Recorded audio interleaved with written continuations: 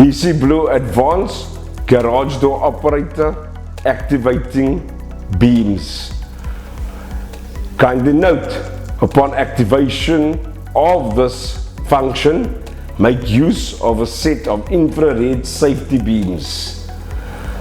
To begin, press and hold set for 3 seconds to enter program mode.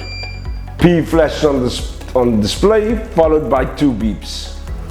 Scroll up to a lowercase b. Note, this B is to activate the beam setup and not program in transmitters. To enter, press and release set. Currently the beams are off, which is default. To activate, scroll up. 1 will indicate that it's been activated. Press and release set to save. Flashes P once again for program mode. We can either set up additional features or press and release X to exit back to standby mode.